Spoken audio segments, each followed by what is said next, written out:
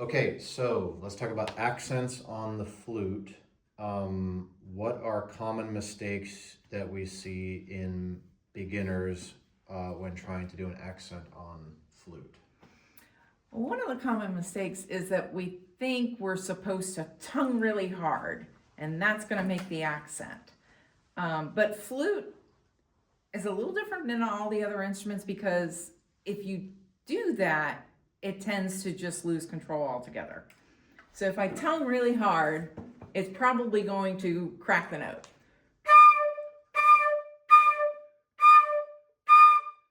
So you're going on like Right. okay. I'm like spitting very emphatically. Okay. Yes. To actually accent on flute, you need to, it's only a slightly firmer tongue, but most of it comes from a ha that you do with your diaphragm muscle. Okay. Like if you've ever had to yell at somebody that was far away and you need it to really be heard, if you go, hey, it may or may not be heard. But if you go, hey, and kick with your diaphragm, then you'll be heard. Well, that's also what we're going to do on the accent, is to kick with our diaphragm and just tongue slightly harder.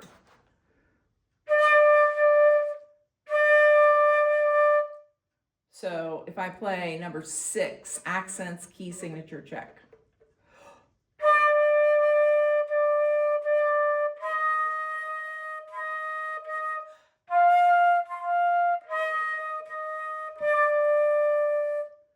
So it adds emphasis. That's what an accent is. You're adding emphasis to a note. Okay, and now one of the things I've seen with my students is we talk about that, but using your air and using your belly, and they're good at doing that at the beginning of the note, but then they go out of tune on the end of the note. Can you demonstrate what that looks like when it's bad, and then what do we do instead?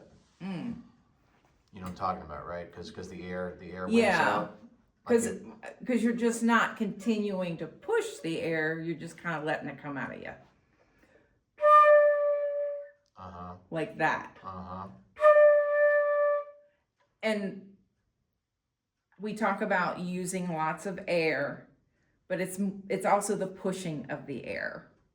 And if you don't push the air out of your body, then it's going to drop flat. So we need to keep the air steady at the end of the note, not let it wimp out too much. Yes. Okay.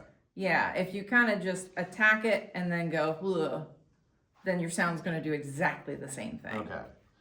Now, I'm wondering if even when we go huh with our belly on the accents, because that's actually what I do on trumpet too, and I think that's probably the correct way to really do it on just about any wind instrument, and not tonguing harder, but instead going huh, use more belly, use more air.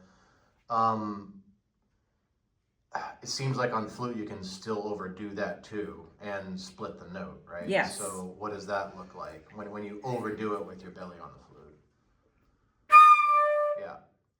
So we don't want to do that either. Yeah, you don't want to do that either. Use the belly. We go huh, a little more huh at the beginning of the note, just a little bit. A little bit. Okay. Because flute will only take but so much. Yeah. Unlike the other instruments. You can accent a lot harder on every other instrument. Right. So can you play the exercise, play number 6 one more time correctly. Let's hear what it sounds like when it's correct. Ugh. Wasn't happening. It's okay. I've got you doing it wrong now.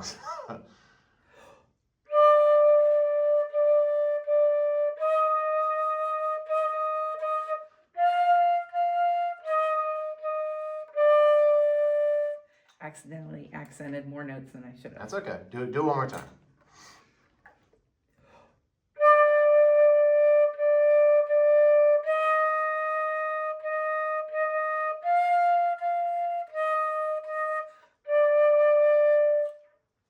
Okay. So yeah, it's not a very big difference between your accented notes and your regular notes. It's gentle. It's gentle. Because flutes are gentle. Right. If you try to do too much, the flute will let you know very quickly that it's not going to accept that. So then I'm going to assume that when it comes to dynamics and crescendo, decrescendo, that we're talking about similar things. Yes. Sort of. So flute does not have anywhere near the same dynamic range as the other instruments. So the biggest thing to remember is you have to create a contrast. Figure out where your loud is and work backwards from there, Okay. because you're only going to be able to play but so soft, and you're only going to be able to play but so loud. You can't compete with a trumpet Okay. or even a clarinet or a saxophone. We just don't have that ability. The key to playing soft on flute is to keep everything really soft in the lip and keep this muscle that we were talking about, our ha muscle, pushing the whole time. Pushing, which way does it feel like it's pushing for It's you? pushing the air out, but it's also pushing out in front of me. Okay. But this has to stay soft, and you can't use a lot of air. Okay, so let's talk through, let's start with forte. Okay. So what do we do with our body to play forte? Lots of air, lots of push.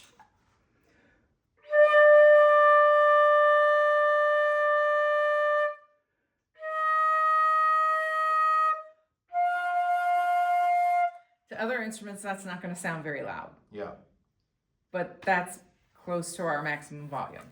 okay. And I think that's helpful, because I think flutes feel like they have to keep up with the trombones and the saxophones and the trumpets, and yeah. It's not a fair fight. They have to adjust to the flute. Exactly. So forte, you're using a lot of air, and you're pushing with the diaphragm, with your ha. Yes. Exactly. Steady. Okay. Yes. So we start there. Do the forte. Can you do the forte one more time? Just play some long tones or something.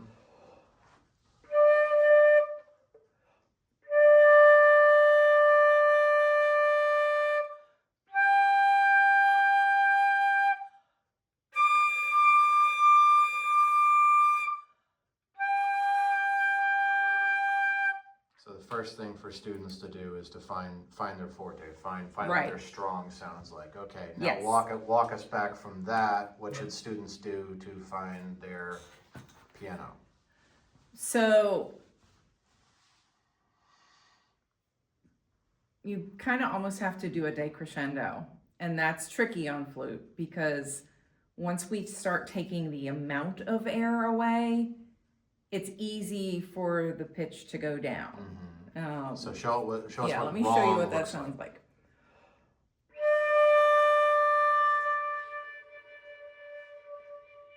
Yeah. Yeah. Yeah. We I don't- got soft, but Yeah. my pitch went. So we've got to be able to get softer without going. Yeah. Right. Yeah. Okay. So to do that, again, you have to use, as you're getting softer, you have to use less air, but you have to increase the amount that you're pushing. And I find it's helpful to lift the chin a little bit so that it changes the direction of the air into the lip plate. Okay, so we're getting actually stronger with our ha muscles, and we're lifting our chin a little bit, Yes. but using less air. But using less air. That sounds like that's going to take some practice. That does take some So we're going to practice. start forte, and then Yes, now go we're gonna down to come piano. down.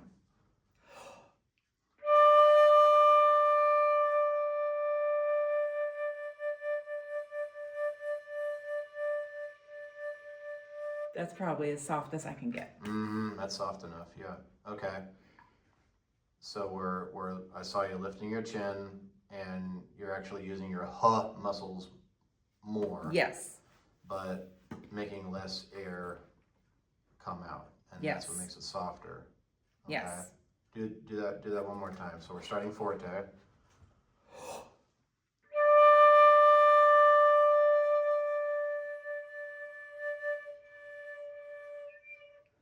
Okay.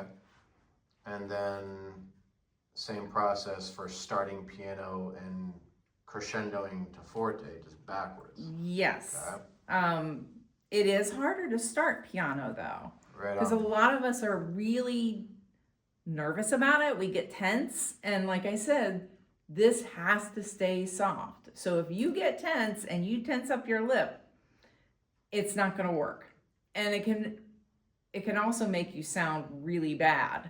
And I think it's because flute players don't realize they need to use less air, so they start doing stuff like this, and it sounds terrible. Yep. That we don't want that. Okay. This stays nice and soft. The opening is small. The amount of air we're using is as little as we can get away with. And I usually start with the chin up. Mm-hmm.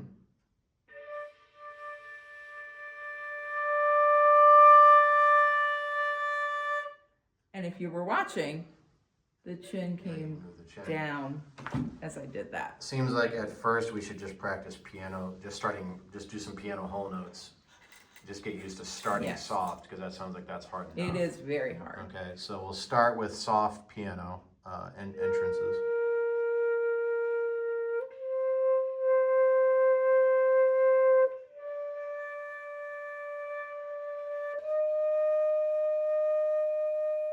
I'm using very little air. I'm keeping this very soft, but I'm really pushing the little bit of air. Okay. Just a trickle. All right. And again, making sure that I start with the tongue behind the teeth and not or no pa, no ha. Because if you're starting the note like that, it's naturally going to be louder. Yep. You can't do it that way. It's a soft tongue behind the teeth.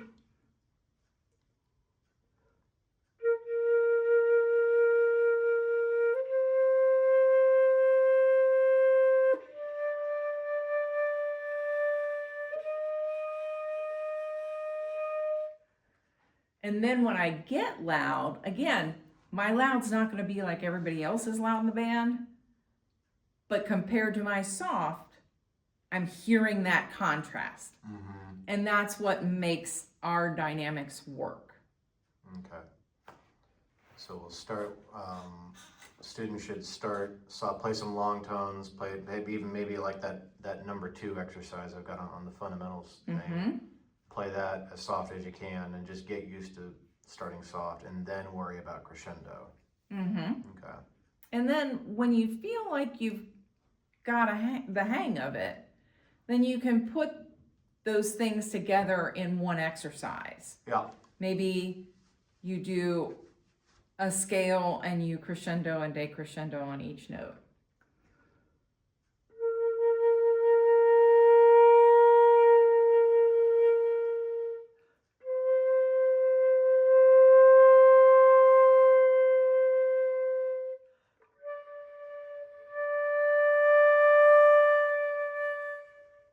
Again, you're never going to have the volume of everybody else. Yeah, and you shouldn't try. And you shouldn't try because you're just bad. going to be really frustrated because your flute's going to make all these shrieky sounds. Mm-hmm. Nobody wants to hear that. Indeed.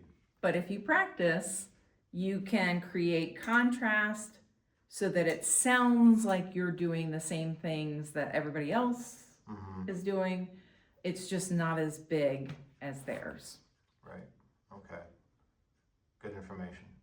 All right. Anything else? Any other final thoughts to add about accents or crescendos, decrescendos, dynamics? Besides, be patient with yourself. You're gonna. Yeah. This takes time. Definitely be patient with yourself. Strongly encourage you to find some way to record yourself. Everybody should have a Chromebook on a phone because that will tell you more than just your ears. And I think that's an important thing no matter what stage of development you're at. Yeah. If you practice and just record little snippets of things and then listen back to them, you'll be surprised. Yeah. It'll sound different than you expected it to sound, but it will help you refine what you're doing so that it sounds a little better. Here's a tissue. Can it just, maybe this might help to demonstrate what we mean by less air and more air and that kind of thing. So show us what a piano whole note looks like. And then a forte. Okay. One more time, piano. And then forte. Right on. So that's what we mean by less air and more air. All right. Cool. Thank you. You're welcome.